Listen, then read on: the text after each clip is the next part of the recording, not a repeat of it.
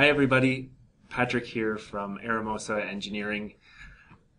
I'd like to take you on a tour of e.RIS in this video.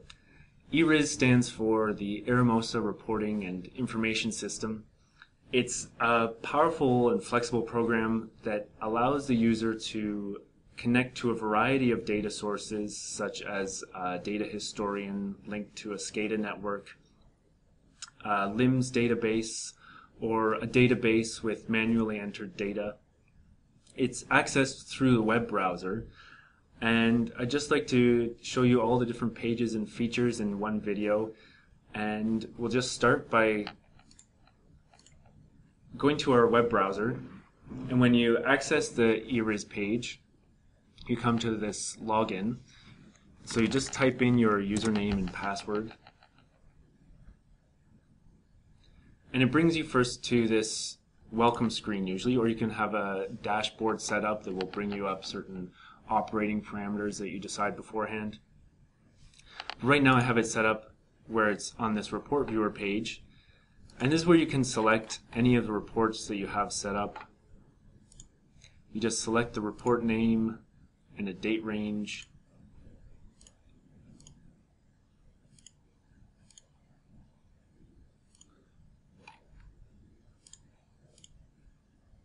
And then when you select your date range, you just hit send, and e.RIS will automatically generate a report for you based on the data that it's connected to. So here I just have a simple chart showing hourly averages for a particular tag from a SCADA network and a corresponding chart below.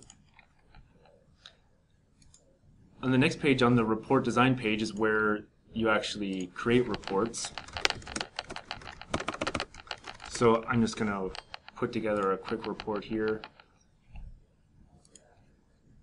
It's very simple. You just click on an icon up here. So I'm just going to create a quick little grid. You just choose your tags. You save the report, and then when you go back to your reports viewer, you'll be able to see the report with the data that you've selected.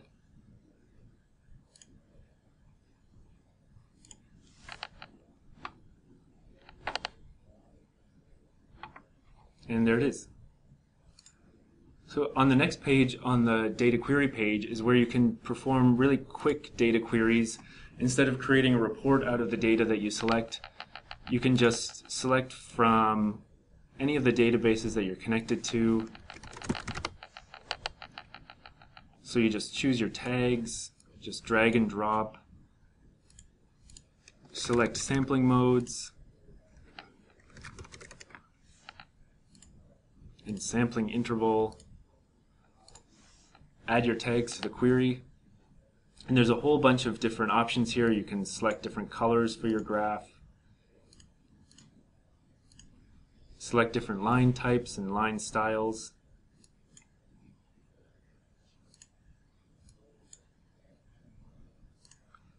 And you just, like in the report viewer, you just select your date range.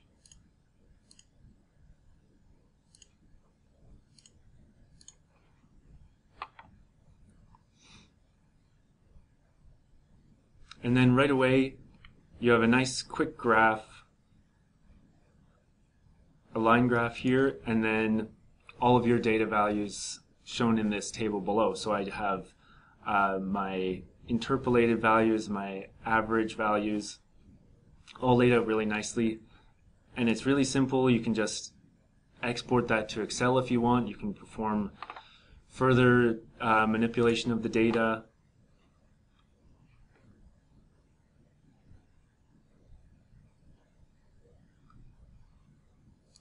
And it all comes up nice and fast. And there's your data.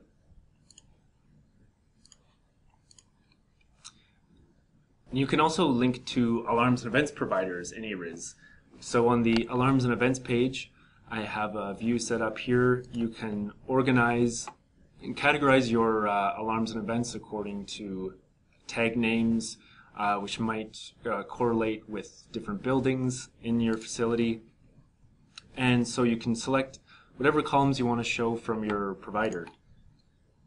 And then on the next page, on the critical alarms page, you can create a filtered view of your alarms according to severity, for example, so that you show only the critical alarms. And you can actually enter in comments here, save them, and e.RIS will keep a record of who entered the comment on the critical alarm and what time that person entered the comment. You can also enter data manually. You can set up a form like I've set up here. So this is set up for a wastewater treatment plant. So I've got the total suspended solids here. You just put in a time for which your value is relevant, and you put in the value, you just click Save Changes, and similar to the critical alarms page, e.RIS will keep a record of who entered the comment and what time that person entered the comment, or in this case the value. On the calculations page, the calculations engine is a really powerful part of e.RIS. You can create pretty much anything you can think of using input data from your historian or from your manually entered data. Here I have a really simple calculation which just takes an input variable, multiplies it by 10, and then puts that into an output variable. The sky is really the limit with the calculations engine, and the results of those calculations all get stored in a MySQL database, which can then be accessed and can be used in reports or in the data query, just like with the SCADA data that we showed earlier. And you can also create what are called rule-based tags using the calculation engine. And these are similar to calculations. You create a rule. It could be converting something from liters per second to meters cubed per day, or megaliters per day. And anytime you query that tag or use that tag in a report, it will show that conversion.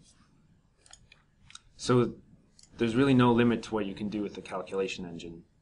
And there's a whole series of administration options here. Here you can manage your various reports. You can edit the names and descriptions. You can upload reports. You can create reports in another program called Eclipse, which has more advanced design features, and you can bring them into e.RIS. You can schedule reports to run automatically so that they are either stored within e.RIS itself, or you can have them emailed to you or to your supervisor or a colleague at a set time every day or every week, every month. And there's comment templates. So you can create these, and anytime you want to add a comment to a report or to a critical alarm event, you can create this like a prefabricated comment, and select that comment from a drop-down menu, and that comment will automatically pre-fill. So there's no need to enter the same comment manually every time. You can also set tag limits, and these are ways where you can color code your results. So in the data query, for example, if you have a value that falls outside of a regulatory limit, you could have it set so that it will display in red if it's above that limit, or in blue if it's below that limit, for example. That's all done from this page.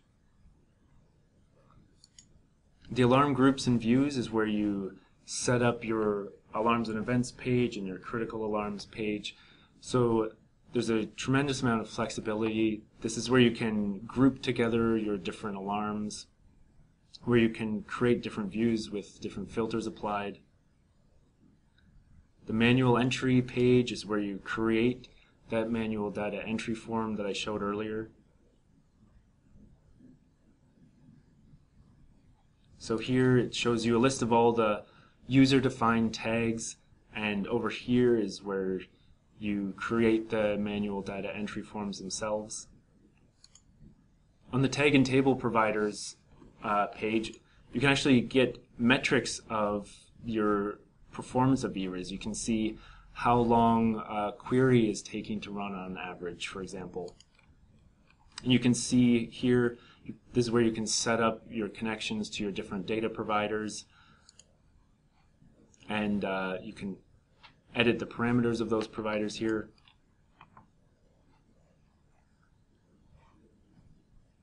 And there's these other pages where you can set the flags and constants. This is where you can create flags to be used in the what's called the validation rules. And that's a more advanced feature of e.RIS. It's where you can set up a whole series of rules that will automatically process the data, and it's tremendously flexible. You can process tons of different data points and have them run through these rules and set anything that falls outside of those rules, that doesn't comply with those rules, to be manually reviewed. And you can perform adjustments, you can add comments, and you can add flags to them. That's this page here is where you create those flags. And there's the rule-based tags. I alluded to that earlier. This is where you actually set up the rule-based tags, and the validated tags page. This is a more advanced feature. This is where you set all of that up. And also another great feature we have is our help forum. That's where you can go, you can access our user manuals. There's a whole series of topics that we've set up that the folks here at e.RIS Engineering have entered some helpful tips on using e.RIS. And everybody's welcome to post comments and questions that you might have on e.RIS. So that's a general overview of how e.RIS works, and I hope you found this tutorial helpful, and I will see you in the next one.